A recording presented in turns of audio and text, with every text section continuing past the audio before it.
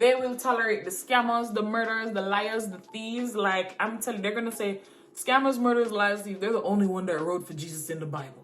So who am I not to give Mr. Guy a chance? It's not a speculation. It is, I have the screenshots. I saw him kiss the girl. The girl come to me and show me the screenshot. Like, it's dead stamp evidence. Like, guilty as charged. And you go to them with the evidence and they just close their eyes. They just close their eyes. And especially if it happens multiple times, they just go close their eyes every single time. And eventually it's going to look like you're trying to break them up, but really and truly you're just trying to show her friend show your friend what is right there in front of her. And then when they don't break up now, because half the times they're not leaving, you know. They are not leaving each other. He's not going to break up with her, she's not going to break up with him. And when them reach them 5-year anniversary and them post on Instagram, trials and tribulations try to keep us apart. And when you look in the mirror, trials and tribulations mark on your forehead. I don't want to be labeled trials and tribulations. So listen, all I can do is pray about things and leave them alone. God would have to sit down and lay down heavy on my chest to tell somebody about something. And it has to be like life-threatening. It literally has to be life-threatening. But otherwise, flop. The last one is godly relationships. You don't even need me to elaborate. You know my opinion. If Jesus is at the center with Christ in the vessel, we can smile at the storm as we go sailing home. I'd recommend Christ for any relationship, ladies and gentlemen. Godly relationships, chef's kiss. I love seeing a good Christ-led praying together, waiting together, boundaryful, relationship. With God at the center, chef's kiss. Double it and give it to me. Thank you. So guys, that is the end of my bop and flop video, relationship edition. Happy Valentine's Day to those who have somebody in their life. Happy Valentine's Day to all the female friends celebrating each other. Happy Valentine's Day for the men who want to celebrate each other. But don't forget to like, comment, share, and subscribe. Tell me about some other bops and flops. Comment down below. Tell me which bop you agree with, which flop you don't agree with. Tell me. I want to hear you guys' opinions in the comments down below. Anyways, guys, I will talk to you guys later. Enough love.